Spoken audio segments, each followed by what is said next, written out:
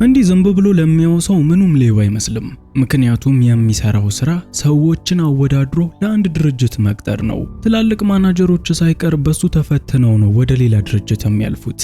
አጅሬ ግን ቀን ይሄንን ይሰራል እንጂ ማታ ማታ እልል ያለ ሌባ ነው። የዚህን ያህል ስለሱ ካልኳችሁ ይበቃል። ስሙ ሮጀር ይባላል። ታዲያ ቀደም ብዬ እንደነገርኳችሁ ሮጀር ቀን ላይ ልክ እንደ አንድ ስርዓት እንዳለው እንደተማረ ሰው ነው የሚውለው። ከራሱ አልፎም ሌሎች ድርጅቶች ላይ የሚቀጠሩ ማናጀሮችን እውነት እነዚህ ሰዎች ብቁ ናቸው አይደሉም የሚሉትንም የሚፈትነው እሱ ነው። በዚህ ስራው ምክንያት ከትላልቅ ድርጅቶች ጋር ይገናኛል እና ድንገት ከነዛ ድርጅቶች ሰዎች መሃል የአንደኛቸው ቤት ውድ ዕቃ አለ ከተባለ አጅሬው አይኑን ሳያሽ ማታ እዛ ቤት ይገኛል። የዚህ የባለ ጥምር ባለሙያ ባለቤት የሆነችው ሴት ዲያና ትባላለች። ዲያና በጣም ቀበጥ፣ ከጓደኞቿ በለጥ ብላ መታየት የምትፈልግ ሰው ነች። ሮጀርም ቢሆን አብዛኛውን የዘረፈውን ገንዘብ የሷን ፍላጎት ለማሟላት ሲል የሚያባክነው ሲሆን እሷ ጠይቀውም እምቢ የሚላት አንድም ነገር የለም ከልጅ በስተቀር። ልጅ ላለፉት ብዙ ዓመታቶች እንዲወልዱ ብትጠይቀውም ሮጀር ዝግጁ እንዳልሆነ እየተናገረ ይኸው ዓመታቶች አልፈዋል። መቼም መገመት አይከብዳችሁም። እነዚህ ባለትዳሮች አልጋ ላይ መፈላለግ ያልቻሉት ሁለቱም የየራሳቸው ውሽማ ስላላቸው ነው። ይሄ ሮጀር አመለካከት ነው። እሱ ሎቷ የምትባል ሴት ጠብሶ ከሷ ጋር የሚያሳልፍ ሲሆን ሚስቴም እንደኔው ነች የሚል እምነት አለው። ነገርየው ከማመንም አልፎ ጠርጥሯታል፣ ተከታትሏታል። ግን እስካሁን ድረስ ከማን ጋር እንደምትማግጥ ምንም መረጃ የለውም። ወደ ስራው ስንመለስ ሮጀር በስራው ሰዓት ሁለቱንም ስራ ነው የሚያስኬደው። እሱ ጋር ለፈተና የመጡ ሰዎች ማለትም ሌላ ትልልቅ ድርጅት የሚቀጠሩት ሰዎች የሚጠየቁትን ጥያቄዎች መመለስ አለባቸው። ታዲያ አጅሬውም በሚጠይቃቸው ሰዓት ትኩረቱን የሚያደርገው ስራው ላይ ሳይሆን እቤታችሁ ምን አለ? ምን አይነት ስዕል ትወዳላችሁ? የድሮ ውድ ነገሮች አሏችሁ? እነዚህን አይነት ጥያቄዎች እያከታተለ ይጠይቃቸዋል። በተለይ ውድ ስዕሎች ለሱ ነፍሶቹ ናቸው። እንደዚህ እየጠየቃቸው አለኝ ካለው አንድ ሰው ቀጣዩ ኢላማው እሱ እንደሆነ ግልጽ ነው። እናም ይሄ የጥምር ሙያ ባለቤት የሆነው ጀግና እንዲህ ባለ ሁኔታ ሁለቱንም ስራ እያሳለጠው ይገኛል። በዛሬው ዕለትም እሱ ጋር አንድ ድርጅት ውስጥ ሲኦ ለመሆን ፈተና ሊወስድ የመጣ ብሩድ የተባለ ሰው ይገኛል። ሮጀርም እነዛን ተከታታይ ጥያቄዎች በሚጠይቅ ሰዓት ብሩድ ቤት ውስጥ ውድ ስዕል እንዳለ ስለነገረው ቀጣዩ ኢላማው ብሩድ ሆኖ ተወስኗል። ጀግናው ይሄንን የሚሰራው ለብቻው አይደለም።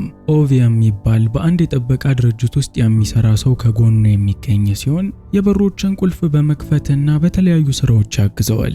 ይኸውላችሁ እነዚህ ሀገሮች ላይ የሚጠቀሟቸው ቁልፎች በሲስተም የሚሰሩ ስማርት ቁልፎች ናቸው። እናም ኦቭ የሚሰራበት ድርጅት ደግሞ እነዚህን ቁልፎች መቆጣጠር ስለሚያስችለው ልክ አጅሬው ሮጀር የሰዎቹ ቤት በሚሄድ ሰዓት ይህንን ቁልፍ ይከፍትለታል። ከዛም ሮጀር ገብቶ የሚፈልገውን ስዕል ይዞ ይወጣል። የሥራ ባልደረባው ኦቭ ደግሞ መልሶ እነዛን ቁልፎች ይዘጋቸዋል። ሮጀር በበኩሉ ስዕሎቹን በሚሰርቅ ሰዓት የሚያደርገው ዝም ብሎ ይዞ መውጣት አይደለም። በመጀመሪያ እዛ ሰው ቤት የሚገኘው ስዕል ምን አይነት እንደሆነ ትልቅ ጥናት ያደርጋል። ከዛም ከፍተኛ ጥራት ባለው ፕሪንተር ተመሳሳይ ስዕሎችን ያሳትማል። እናም ኦሪጂናሉን በሚወስድ ሰዓት ፎርጅዱን በምትኩ የሚያስቀምጥ ሲሆን ሰዎቹም ይሄንን ሊያውቁ የሚችሉበት እድል በጣም ጠባብ ነው። በሌላ በኩል ኦቭ እነዚህ ስማርት ቁልፎች ስንት ጊዜ ተከፍተው እንደነበር ስለሚያሳዩ በዕለቱ የተደረገውን የመክፈትና የመዝጋት እንቅስቃሴ ሙሉ ለሙሉ ከሂስትሪ ላይ ያጠፋቸዋል። እናም ባለቤቱ በስልኩም ላይ ሆነ በሲስተም ላይ ምንም ነገር አያይም። ከዛም እንዲህ ባለ ሁኔታ የተሰረቀውን ስዕል ሮጀር ወደ ቤቱ ይዞት አይገባም። የሚደብቀው መኪና ውስጥ ሲሆን ኦቭም ያ ስዕል የሚደበቅበትን ቦታ ያውቃል። ከዛ አንስቶ ወስዶ ስዕሉን ይሸጠዋል። በመጨረሻም ገንዘቡን በሚከፋፈሉ ሰዓት 80-20 ማለትም ሮጀር 80%ን ይወስዳል፣ ኦቭ ደግሞ 20% ድርሻውን ይወስዳል። እነዚህን ስዕሎች በሚሸጡ ሰዓት በጣም ብዙ ገንዘብ ነው የሚያገኙት። ቢሆንም ሮጀር አሁንም ድረስ ሊበቃው አልቻለም። ለዚህ ደግሞ ዋነኛ ምክንያቱ ባለቤቱ ዲያና ስትሆን እሱ ዘርፎ ከየትም ተሯሩጦ ያመጣውን ገንዘብ ውድ ዕቃዎች ላይ ስለምታባክን ብዙም ሊበረከትለት አልቻለም። ይህ በእንዲህ እንዳለ ዲያና የራሷ የስዕል ጋለሪ አላት። አሁን ላይም ይህንን ጋለሪ እንደ አዲስ እያስመረቀችው የሚገኝ ሲሆን ሮጀርም በምርቃቱ ቦታ ላይ ክላስ የተባለውን ሰው ተመልክቶታል። ክላስና ሮጀር በሚነጋገሩ ሰዓት ክላስ ለአንድ የጂፒኤስ ካምፓኒ እንደሚሰራ ተናግሯል። በዛ ውስጥ ግን ብዙ መስማማት ስለሌለ በቅርቡ ከዛ መልቀቅ አይቀርም። ከዲያናም ጋር ቅርብ እንደሆኑ ነግሮት እዚህ ቦታ ላይ የተገኘበት ምክንያትም የዲያናን የስዕል ጋለሪ ለማስመረቅ ነው። ይህ በእንዲህ እንዳለ ብሬድ የተባለ መርማሪ ፖሊስም እዚሁ ቦታ ላይ መጥቷል። ሰውየው እዚህ የመጣው ገና የተመረቁ ጋለሪዎች እየተሰረቁ ስለሆነ ከዛም አልፎ በየቤቱ ስዕሎች እየተሰረቁ ስለሆነ ምናልባት ሌባውን እዚህ ካገኘውት በማለት ነው። እነሱ ያላወቁት ዋናው ሌባ አጅሬ ሮጀር መሆኑን ነው። ትዕይንቱ ሲቀየር ሮጀር እና ዲያና በቤት ውስጥ ይገኛሉ። በጊዜውም ዲያና እንደ አውሮፓውያን አቆጣጠር በ1941 ላይ የጀርመን ኃይሎች አንድ ትልቅ ስዕል ሰርቀው እንደነበር ትናገራለች። አያቴ ይህንን ስዕል በአይኗ አይታው ነበር። እናም በአሁኑ ሰዓት ይህ ስዕል ተገኝቷል ሲባል ሰምቻለሁ። እንደምንም ተሯሩጬ ይህንን ስዕል በእጅ አስገብቼ ጋለሪ ውስጥ ካደረኩት በእርግጠኝነት ብዙ ደንበኛ ያመጣልኛል። ትልቁ ችግር ግን ለመግዛትም ሆነ ለመሸጥ ይህ ስዕል ከ100 ሚሊዮኖች በላይ ይፈልጋል። እናም ምን ማድረግ እንዳለብኝ አላቅም በማለት ለሮጀር በምትነግረው ሰዓት ሚሰረቅ አጥቶ የነበረው ሮጀር እንደውም ቀጣዩ ሚሽኑን ይሄኛው ስዕል አድርጓል። ግን ባለቤቱ ስለዚህ ምንም የምታውቀው ነገር የለም። ትዕይንቱ ሲቀየር ሮጀር ስለዚህ ስዕል ለኦቭ ነግሮታል። በሌላ በኩል ኦቭ ከፍቅረኛው ጋር ጊዜ እያሳለፈ የነበረ ሲሆን በቀጣዩ ቀን እንዲገናኙ ጠይቆት የራሱን ጊዜ ከፍቅረኛው ጋር ማሳለፉን ቀጥሏል። በማግስቱ ሮጀር ከእንቅልፉ በሚነሳ ሰዓት ዲያና አንድ ጥያቄ ትጠይቀዋለች። ላለፉት 7 ዓመታት በትዳር አሳልፈናል። ይህ ሁሉ ጊዜ ግን ስለ ልጅ ብጠይቅህም አንድም ቀን ፈቃደኛ ልትሆን አልቻልክም። ለምንድነው ልጅ ማንወልደው? በማለት ሮጀርን በምትጠይቀው ሰዓት ሮጀር አሁንም ዝግጁ እንዳልሆነ ይነግራታል። ትዕይንቱ ሲቀየር ሮጀር ከኦቭ ጋር ተገናኝቷል። ለኦቭም ሚስቱ ስለነገረችው ስዕል ነግሮት ያንን በመዝረፍ ላይ እንዲሰሩ በሚጠይቀው ሰዓት ኦቭ ፈቃደኛ አልሆነም። ምክንያቱም ስዕሉ አለ የተባለው የክላስ ቤት ሲሆን ሰውየው የጂፒኤስ መከታተያ ድርጅት ውስጥ እንደመስራቱ መጠን እንያዛለን ብሎ ፈርቶ ነው። የዚህን ጊዜም ሮጀር ስዕሉ በ100 ሚሊዮኖች እንደሚያወጣ በሚነግረው ሰዓት ኦቭ ቀድሞ ያቀረበውን መቃወሚያ በሙሉ ረስቶት ዘረፋውን ለማድረግ ተስማምቷል። ከዚህ ስምምነት በኋላ ሮጀር እያንዳንዱን ደቂቃዎች በሙሉ ከክላስ ጋር ለማሳለፍ እየሞከረ ነበር። ከክላስ ጋርም ቴኒስ ተጫውተው በሚጨርሱ ሰዓት ክላስ የራሱን ታሪክ እየነገረው ነው። ክላስ በቀድሞ ህይወቱ ወታደር ነበር። እናም ጀርባው በሙሉ በጠባሳ የተሸፈነ ሲሆን ያንን ስራ ካቆመ በኋላም ብዙ ጊዜ ባለፈ ትውስታው ይረበሻል። ምንም እንኳን ከዛ ስራ ራሴን ባገልም አሁንም ድረስ ግን ሙሉ ብቃቱ እንዳለኝ አምናለሁ። በህይወቴ ለሚመጣብኝ ማንም ሰው ወደ ኋላ ልልም በማለትም ለሮጀር ይነግረዋል። በተጨማሪም ክላስ ከተወሰኑ ሰዓታቶች በኋላ ወደ አምስተርዳም በረራ እንዳለበትም ለሮጀር ነግሮታል። ትዕይንቱ ሲቀየር ሮጀር ወደ ቤት መጥቷል። የዚህን ጊዜ ሚስቱ ዲያና ደብዳቤ ያስቀምጣለታለች። ቆንጆ ስዕል ሊሸጥልኝ የሚመጣ ሰው ስላለ ማምሸቴ አይቀርም እንዳታስብ የሚል መልእክት ይዟል። በዚያን ቀን ማግስት ሮጀር ክላስ በረራ እንዳለበት ነግሮት ስለነበረና ቤት እንደማይሆንም እርግጠኛ ስለሆነ ወደሱ ቤት መጥቷል። ኦቭም ቢሆን የሚጠበቅበትን በማድረግ የበሮቹን ቁልፎች የከፈተለት ሲሆን ሮጀርም ወደ ውስጥ ገብቶ ስዕሉን መፈለግ ጀምሯል። በቤት ውስጥ በርካታ ስዕሎች ተቀምጠዋል። ሮጀርም ትንሽ ፈለግ እንዳደረገ ባለቤቱ ዲያና ስታካብድለት የነበረውን ስዕል ፊት ለፊት አግኝቶታል። እናም እንደተለመደው ቀድሞ ፕሪንት አርጎት በነበረው በሐሰተኛ ስዕል ካቀያየረ በኋላ ኦሪጂናሉን ይዞ እየወጣ ነበር። የዚህን ጊዜም ሮጀር በመስኮት ህፃናቶች ከውጪ ሲጫወቱ ተመልክቷል።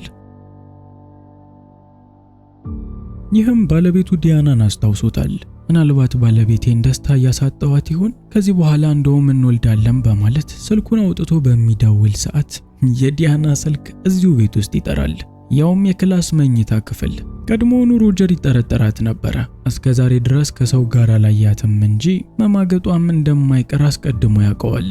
ግን በእንዲህ አይነት ሁኔታ ይገኛል ብሎ አንድም ቀን ገምቶ አያውቅም። ትዕይንቱ ሲቀየር ሮጀር ወደ ቤት መጥቷል። ከክላስ ጋር ቀን አለሟን ስትቀጭ የነበረችው ዲያናም ሶፋው ላይ ዘርጋ ብላ የነበረች ሲሆን ከሮጀር ለተሰነዘረባት ስልክሽ አይነሳም ለሚለው ጥያቄም የአርት ጋለሪ ማለትም የሥራ ቦታው ረስታ እንደሆነ ትነግረዋለች። ስልኩ የት እንደሚገኝ በአይኑ ያየው ሮጀር ደግሞ ጨጓራው እየተላጠ በዝምታ አልፏታል።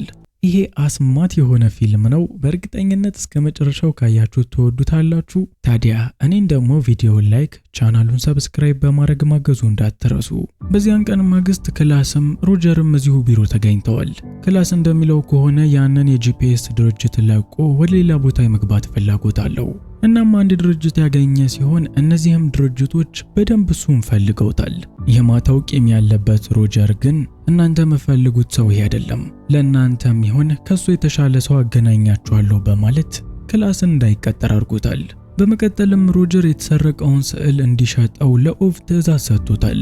ከዛም ከመኪና ማቆሚያው እየወጣ በነበረ ሰዓት ከጊዜያቶች በፊት አብሯት ሲማግጥ የነበረችው ሎት ወደሱ የመጣች ሲሆን እንደናፈቃትና ከሱ ጋር ጊዜ ማሳለፍ እንደምትፈልግ እየነገረችውም ጸጉሮቹን ማሻሸት ትጀምራለች። ሮጀር ግን ከሷ ጋር መሆን አይፈልግም። የሆነ ጊዜ ላይ ማይሆን ጥያቄ ጠየቀችው። ከዛ በኋላ ወደሱ እንዳመጣ ነግሯታል። እናም አሁንም ሐሳቡን ስላልቀየረ እሷን ከመኪናው አስወርዶ ወደሚሄድበት ሄዷል። ትዕይንቱ ሲቀየር ሮጀር ወደ ቤቱ መጥቷል። በመመገቢያ ጠረጴዛ ላይም ሳሉ ለባለቤቱ ዲያና ስልኳን ከጋለሪ አግኝታው እንደሆነ ይጠይቃታል። ሮጀርም ይህንን የሚያደርገው አውቆ ነው። ዲያናም በድንጋጤ ምንም ምላሽ ሳትሰጠው በመቀር ሰዓት ለኦቭ መጥቶ ስዕል እንዲወስድና እንዲሸጥ እንደተለመደው መኪናውን ውጭ አቁሞለታል። በሌላ በኩል ኦቭም ቢሆን እንደተለመደው ስዕሉን ለመውሰድ ሰዓቱን ጠብቆ መጥቷል። በዚያን ቀን ማግስት ሮጀር ከእንቅልፉ ተነስቶ ወደ መኪናው በሚሄድ ሰዓት ኦቭን መኪና ውስጥ ሞቶ ያገኘዋል። በድንጋጤም አስክሬኑን ጎትቶ የመኪናው ኮፈን ውስጥ ያደረገው ሲሆን መኪናውን በሚፈትሽ ሰዓትም ወንበሩ ላይ አንድ መርዛማ መርፌ እንደተቀመጠና ኦቭን በሚቀመጥ ሰዓት መቀመጫውን ወግቶት እንደሞተ ተመልክቷል። ይህ በእንዲህ እንዳለ ዲያናም ወደዚሁ መታለች። ሮጀርም ምንም እንዳልተፈጠረ ወደ አጠገቧ በሚሄድ ሰዓት ጸጉሩን እያሻሸች ወደ ስራ እንዲሄድ ነዳጅ ሰጥተዋለች። ትዕይንቱ ሲቀየር ሮጀር የጓደኛው ኦቭን አስክሬን ለመጣል ወደ ሐይቁ ዳርቻ መጥቷል። አስክሬኑንም ጎትቶ ልክ ሐይቅ ውስጥ በሚጠለው ሰዓት በሚያስደነግጥ ሁኔታ ኦቭ ወደ ህይወት ተመልሶ መጥቷል። ሮጀርም ከዚህ የተረዳው መርዙ ሙሉ ለሙሉ እንዳልገደለውና እንደከሸፈ ነው። እናም ኦቭን ወደ ቤቱ አድርሶት ምን እንደተፈጠረ በሚጠይቀው ሰዓት ኦቭ ምንም እንደማያስታውስ ይነግረዋል። እናም በአሁኑ ሰዓት ኦቭ ወደ ሆስፒታል እንዲወስደው ሮጀርን በተደጋጋሚ እየጠየቀው ነው። ሮጀር ግን ሆስፒታል ከሄደ እያንዳንዱ ወንጀላቸው ስለሚታወቅበት ይህንን ማድረግ እንደማይችሉ ነግሮታል። ባይሆን ወተት ሰጣለሁ፣ እሱ መርዙን ይቀንስልሃል በማለት ወተት ለመስጠትም ወደ ፍሪጁ ጋር በሚሄድ ሰዓት ፍሪጅ ውስጥ የተቀመጠ ሽጉጥ አግኝቶ እንዲያው ዝም ብሎ ሽጉጡንም ይዞት ወተቱንም ይዞት ወደ ኦቭ ጋር መጥቷል። በተመሳሳይ ሰዓት ኦቭም ሽጉጥ ይዞ ነበር። ለምን ወደ ሆስፒታል አልወሰድከኝም በሚመስል ሁኔታም ሽጉጡን ወደ ሮጀር ላይ ሊተኩስ በነበረ ሰዓት ሮጀር ሳያስበው ቃታውን ስቦ ጭንቅላቱን መትቶ ገሎታል። ይህ በእንዲህ እንዳለ ክላስ የጂፒኤስ መከታተያውን ተጠቅሞ እነ ሮጀር የሚገኙበት ድረስ መጥቷል። ሰውየውም የመጣው ስዕሉን ፍለጋ ነው። ሮጀርም ቢሆን ይህንን ስለተመለከተ ቀድሞ ሳይዘው ወደ መኪና ውስጥ ገብቷል። በጊዜው ክላስ መስታወቱን ሰብሮ ሊያስቆመው ቢሞክርም ሮጀር ግን በፍጥነት መኪናውን በማስነሳት ሳይያዝ ከቦታው ላይ ማምለጥ ችሏል። ምናልባትም ጂፒኤሱ እየተከታተለኝ ያለው ከስልኬ ሊሆን ይችላል በማለት ስልኩንም በመስኮት ጥሎታል። ምናልባት ጂፒኤሱ መኪናው ላይም ሊሆን ይችላል፣ አይታወቅም። እናም ሮጀር መኪናውንም ቀይሯል። እንደውም ምናልባት ጂፒኤሱ ልብሱም ላይ ሊሆን ይችላል በማለት ልብሱንም አውልቆ ወደ ሐይቅ ውስጥ ጥሎታል። በመቀጠልም ሮጀር ከዚህ ቦታ ግንኙነት እንዳለው ማንም የማያውቅበት ራቅ ወዳለ ቦታ መጥቷል። በዚህም አንድ ወዳጁ የሚገኝ ሲሆን ለሰውየው መኪናውን ለማቆምና ለመቆያ የሚሆነውን ገንዘብ ሰጥቶታል። እንዴት እንደሆነ ባይታወቅም ክላስ እዚህም ድረስ መጥቷል። ሮጀርም እስካሁን ይሆናሉ ያላቸውን ነገሮች ቢጥልም ክላስ ግን እያገኘው ነው። በመጨረሻም ጂፒኤሱ የሚገኘው የኔ አካል ውስጥ ሰውነቴ ውስጥ ይሆናል የሚል ግምት ላይም ደርሷል። እናም ሮጀር እሱ ያለበት ክፍል ከመምጣቱ በፊት ስዕሉን የደበቀው ሲሆን በቦታው ላይም ሌላ መደበቂያ ስለሌለ ምንም አማራጭ ሳይኖረው ቀጥታ ሽንት ቤት ውስጥ ገብቷል። ይህ በእንዲህ እንዳለ ውሻ ያዘው ክላስም ወደዚሁ በሚመጣ ሰዓት ምንም ነገር አላገኘም። ይህ ሊሆን የቻለው ሮጀር ሶፍት እንደ መተንፈሻ በመጠቀም ሙሉ ለሙሉ ራሱን በቆሻሻ ውስጥ ስላሰጠመ ነው። የክላስ መከታተያ ጂፒኤስም ሲግናሉን ስላጣ ክላስ እዚህ ማንም የለም በማለት ክፍሉ ለቆ ወጥቷል። ይህ በእንዲህ እንዳለ በሰው ቆሻሻ የተጨማለቀው ሮጀር ደግሞ ከሽንት ቤቱ ወጥቶ መኪና ውስጥ በሚገባ ሰዓት ክላስ አሁንም እንዳገኘው ይመለከታል። በቦታው ላይም ከትራክተር ውጪ ሊያመልጥበት የሚችል ሌላ አማራጭ ስለሌለው ያንን ትራክተር በመጠቀም ለማምለጥ ይሞክራል። በሚያሳዝን ሁኔታ ግን ትራክተሩ ያለ ቁልፍ በምንም አይነት መንገድ ሊነሳ አይችልም። ሮጀርም የዚህን ትራክተር ቁልፍ ለማምጣት ወደ ቤት ውስጥ በሚገባ ሰዓት ይህንን ቤት ያከራየው ወዳጁ መገደሉን ይመለከታል። ባየው ነገር የተደናገጠው ሮጀርም ጸጥ ብሎ የትራክተሩን ቁልፍ በመያዝ ከቤት ውስጥ ወጥቶ ነበረ። ግና ተሳክቶለት ትራክተሩ ጋር ከመድረሱ በፊት ክላስ ይዞት የነበረው ውሻ የነከሰው ሲሆን ሮጀርም ከዚህ ውሻ ጋር እየታገለ የሚያጠፋው ጊዜ ስለሌለ ውሻውን ገሎታል። በትልቁ አስፋልት ላይም ይሄንን ትራክተር እያሽከረከረ በነበረ ሰዓት አንድ መኪና ከኋላው መጥቷል። ሮጀርም ይሄ አስማት የሆነ ሰውዬ እንዴት እንደሚያገኘው ግራ ገብቶት ትራክተሩን ፍጥነቱን ለመጨመር በሚሞክር ሰዓት ሳይሳካለት ቀርቶ ትራክተሩ ተገልብጧል። የሚገርመው ከኋላ የነበረው መኪና ደግሞ ክላስ አልነበረም። እንዲህ እየዘገመ ከመሄድ ትራክተር ኋላ መሄድ የሰለቸው አንድ ሰው ነበረ። ይህ ሰውም ሮጀርን ወደ ሆስፒታል አምጥቶታል። ሮጀርም ራሱን ከሳተበት ነቅቶ የት እንዳለ በሚመለከት ሰዓት ያለው በሆስፒታል ውስጥ እንደሆነና ሁለት ፖሊሶችም በር ላይ እየጠበቁት እንደሆነ ይመለከታል። ሮጀርም አንድ ነገር ማድረግ ስለነበረበት የሆስፒታሉን በር በመክፈት ራሱን በቁም ሳጥን ውስጥ ይዘጋል። ይሄ ደግሞ ለፖሊሶች አምልጧል ብሎ እንዲያስቡ ስላደረጋቸው ውስጥ እንኳን ገብተው ምንም ሳይፈትሹ ወዲያውኑ ከቦታው ላይ በሩጫ ሄደዋል። ሮጀርም ይህንን አጋጣሚ በመጠቀም ከክፍሉ መውጣት ችሎ ነበር። በሚያሳዝን ሁኔታ ግን በሌላ ሁለት ፖሊሶች መልኩ ስለሚታወቅ በእነዚህ ሰዎች በቁጥጥር ስር ውሏል። አሁን ላይ ሮጀር በቁጥጥር ስር የዋለበት ዋነኛ ምክንያት የስዕሎቹ ስርቆት አይደለም። ያ መኖሪያ ቦታውን ያከራየው ሰውዬ በመሞቱ ምክንያት አንደኛ እሱን ገለሃል ተብሎ ተጠርጥሮ ነው።